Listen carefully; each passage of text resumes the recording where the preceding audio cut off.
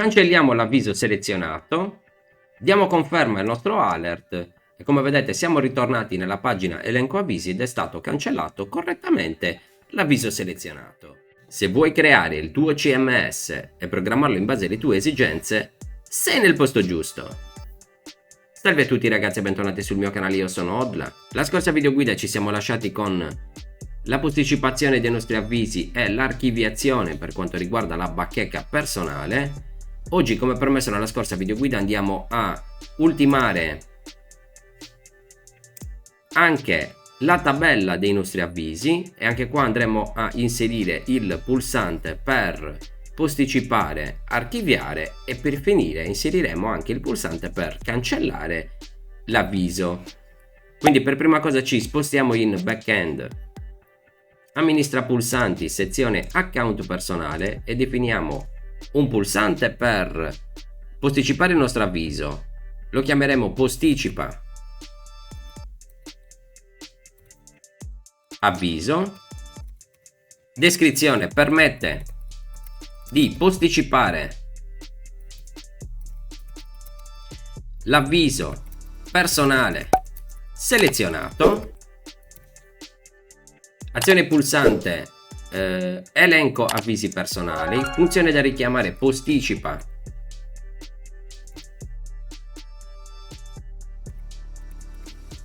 avviso personale.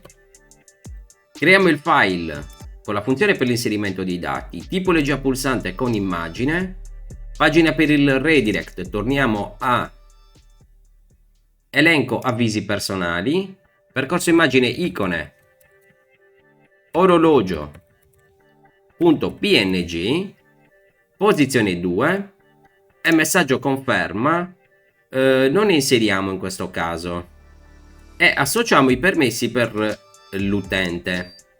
Bene, poi definiamo un nuovo pulsante che lo chiamiamo archivia avviso. Permette di archiviare l'avviso personale selezionato. Azione pulsante sempre elenco avvisi personali. Funzione da richiamare: archivia avviso personale. Creiamo il file con la funzione per l'inserimento dei dati, tipologia pulsante sempre con immagine, pagina per il redirect sempre elenco avvisi personali, percorso icone hide.png,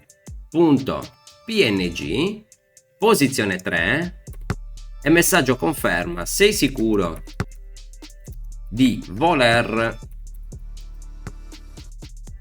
archiviare l'avviso selezionato e associamo i permessi come sempre. In realtà il messaggio di conferma non lo mettiamo perché andando in realtà a cliccare nuovamente sul pulsante andremo a rimodificare lo stato. Quindi se impostato su archiviato lo renderemo visibile e viceversa. Quindi messaggio di conferma non gliene mettiamo. Quindi ci spostiamo in account personale, elenco avvisi personali. Qua andiamo a modificarci lo spazio e innanzitutto andiamo anche a ricavarci lo stato del nostro avviso. Quindi apriamo il file elenco avvisi e ci recuperiamo quindi allora ci serve, qua dovremmo innanzitutto aggiungere anche un quarto pulsante che sarà per la cancellazione. Quindi a pulsanti non gli diamo il 5 ma gli diamo il 10, quindi ci serve un altro 5% che lo recuperiamo dalla descrizione, anzi dal nome dell'avviso. F5, perfetto. Poi aggiungiamo un'altra colonna che la chiamiamo stato, quindi lo stato del nostro avviso, set opzioni 5%, lo recuperiamo dalla descrizione. Stato new colonna,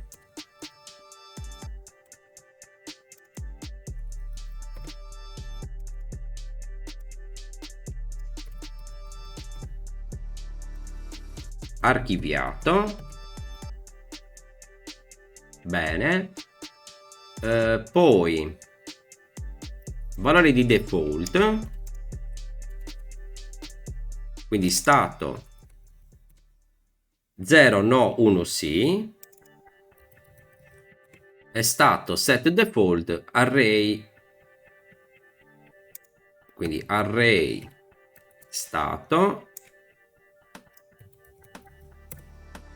Bene. E poi per finire aggiungiamo la tabella, quindi aggiungi colonna e la mettiamo per ultima, quindi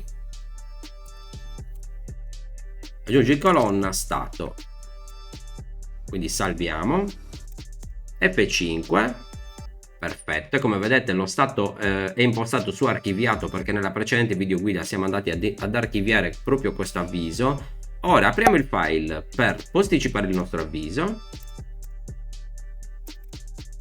account personale, quindi posticipa avviso personale, e allo stesso modo come abbiamo fatto per l'home page, quindi per la bacheca, selezioniamo l'avviso, modifichiamo l'orario e facciamo l'update dei dati, quindi così. E pagina return, qua ci andrà la nostra funzione cell redirect di connessione $_post id pulsante incluso. Perfetto, quindi salviamo, posticipiamo l'avviso selezionato e come vedete al click del nostro pulsante l'orario va a incrementare e l'abbiamo spostato alle 11:40. Perfetto. Ora allo stesso modo andiamo a cambiare lo stato al nostro avviso.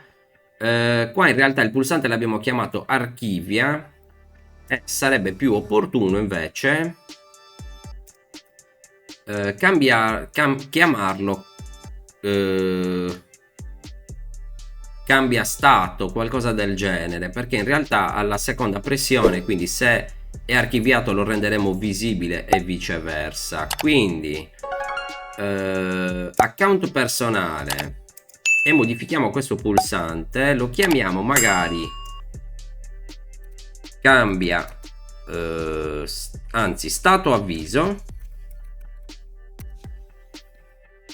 ok. Quindi account personale elenco avvisi, quindi stato avviso. Apriamo la funzione di riferimento e quindi alla chiamata della funzione andiamo a recuperarci lo stato del nostro avviso. Quindi select stato, anzi archiviato from avvisi personali where id avviso uguale a id record selezionato. Perfetto. Poi gli diciamo $row avviso al campo archiviato è uguale a 0. Allora stato lo impostiamo uguale a 1, altrimenti stato lo impostiamo uguale a 0. Quindi andiamo a invertire il valore. Bene, e poi come abbiamo visto nella precedente video guida facciamo l'update dei dati con un nuovo valore. Quindi update avvisi personali set archiviato uguale a stato, where id avviso uguale a id record selezionato. E per finire qua ci andrà la nostra funzione cell redirect.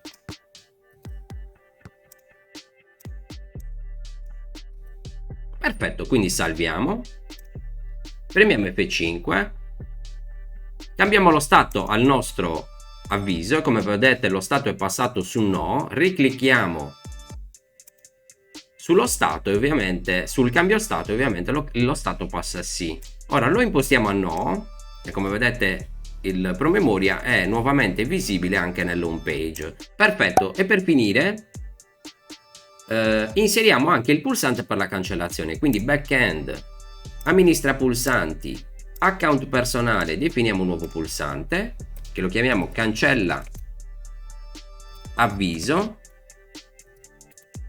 Descrizione permette di cancellare l'avviso personale selezionato. Azione pulsante sempre elenco avvisi personali. Funzione da richiamare cancella avviso personale. Creiamo il file con la funzione per l'inserimento dei dati. Tipologia pulsante con immagine. Pagina per il redirect sempre elenco avvisi personali. Percorso immagine icone bdroup.png. Posizione 4 e in questo caso invece li andiamo a inserire il messaggio di conferma, quindi gli diciamo sei sicuro di voler cancellare l'avviso selezionato. Diamo i permessi e inseriamo il pulsante, quindi ci spostiamo in account personale, elenco avvisi, apriamo il file appena creato e poi questo pulsante qua me lo vado a modificare perché è l'unico che è trasparente, in realtà non mi piace.